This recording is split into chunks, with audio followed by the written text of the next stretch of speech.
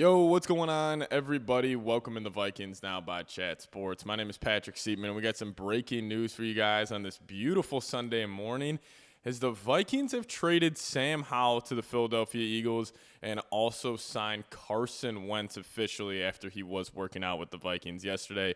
Now, we all expected a trade to go down this weekend. Many of us speculated, is it going to be Adam Thielen?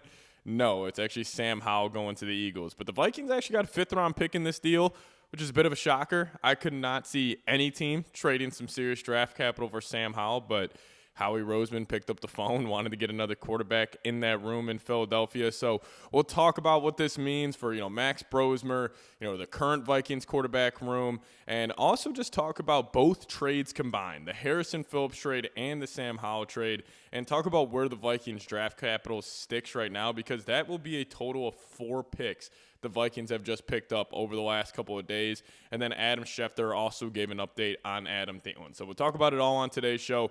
But guys, this is why you hit that subscribe button, even though it's my off day. Still want to chop it up with you guys about the Minnesota Vikings. Picked up like 30 subs off yesterday's video, so that's awesome stuff. Shout out to you guys. But if you haven't already, hit that subscribe button today.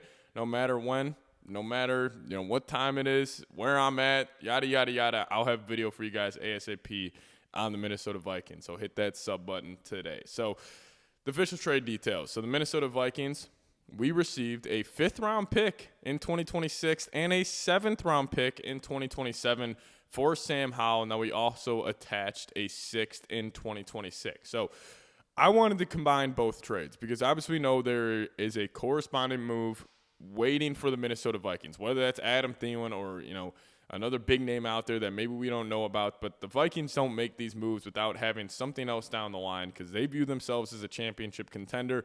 So they wouldn't just give away, especially a guy like Harrison Phillips, a solid piece in the defense. They wouldn't just give him up for nothing without something else down the line. So both trades combined.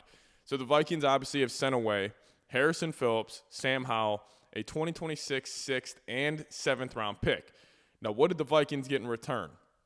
They got a 5th in 2026, a 6th in 26, a 6th in 27, and a 7th in 2027. So they have sent away Harrison Phillips and Sam Howell, plus a 6th and 7th for next year. Again, we don't know if that's their 6th or the Jets 6th that they got.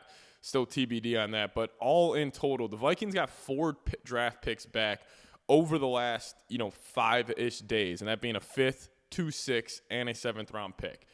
Now, I don't know if they're just going to attach all of that for Adam Thielen. I think it's going to be 2 moves. I would not be shocked if the Vikings, yes, they do trade for Adam Thielen, but also don't be stunned if they go make a move for something in the secondary, because we talked about it on the show yesterday. The Vikings are putting a lot of pressure, and they're putting a lot of their faith in some unproven guys in that cornerback room. Like Byron Murphy, he's proven, but he's only done it for a year of him being like an elite cornerback one in the National Football League. Isaiah Rodgers, love Isaiah Rodgers. Brian Flores was pounding the table to sign him. I will trust Flores on that, but he's still a little bit unproven. Like, he was just getting kind of rotational reps for the Philadelphia Eagles. Can he, up his snap count and also maintain his production? That's a huge question mark. And then that CB3 spot, it's Jeff Okudah. Yes, former top 5 pick, all the natural talent in the world, but you're putting a lot of faith in some unproven players. So I think this could be a twofold move for the Vikings, where they're also trading for Adam Thielen, but also maybe, bringing in a corner there. But what does this mean about the Vikings quarterback room here? I think it's going to be Max Brosmer and Carson Wentz are going to be the backups for J.J. McCarthy. Now, we mentioned this yesterday. We thought the Vikings working out Carson Wentz said a lot more about Sam Howell compared to Max Brosmer, mainly just because Brosmer, he looked great in all 3 preseason games, and Sam Howell not playing in the 3rd preseason game. Some people read that as like, oh, he's a lock to make the roster. I kind of read that as something's going on, whether that's him getting traded like he did or the Vikings were just going to flat out cut him and let him go test free agency or hit the waiver wire or whatever it may be. So I thought that said a lot more about Howell, and it turned out to be true. He ends up going to Philadelphia, and he'll be with Tanner McKee and Jalen Hurts in that quarterback room. But I like the move of the Vikings signing Carson Wentz. Now, obviously, it's not a needle mover. I'm not saying, oh, this is changing life here in Minnesota. No, I'm not saying that. But I like the Vikings adding at least some experience to this room because even though we all love J.J. McCarthy, we all love Max Brosmer, they've passed eye tests, they've passed all the tests so far. They're still both necessarily rookie quarterbacks. Do you want to have two rookie quarterbacks be the only guys in that quarterback room heading into a long season where you're trying to go and make a Super Bowl run? No. So you go bring in a guy like Carson Wentz, who was with the Eagles or was with the Chiefs this past season, who spent time with Kevin O'Connell back in 2023 or spent time with Sean McVay in 2023 with the Los Angeles Rams, so he understands the system there. Went on a Super Bowl run with the Chiefs. Obviously, played some big-time football with the Eagles back in the day.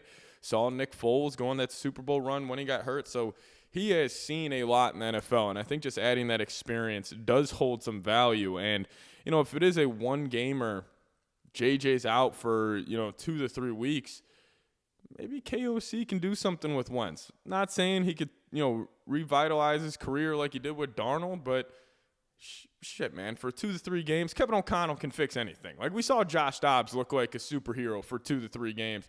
I'm sure he could do the same with Carson Wentz. So I like that move there. You had to bring in more experience into this room, and I think this kind of shuts the door on like trading for Jameis Winston or trading for Flacco once he got benched by the Cleveland Browns. If something were to happen to JJ, I think they would just roll out with Wentz and Brosmer. And honestly, I'm feeling good about the quarterback room. Like, a lot of conversation has been made about that backup quarterback position, and it has just been an ever-changing room, like, since the NFL draft, where, we were sitting there at the NFL draft where it's like, all right, it's just JJ and Brett ripping. What are we doing here? Then you go trade for Howell. You're like, okay, we got Howell. Then we get Brosmer. Brosmer looks good. We're like, okay, there's Brosmer. And then Howell looks terrible in training camp. He looks terrible in the preseason. Ripping looks awful in the preseason.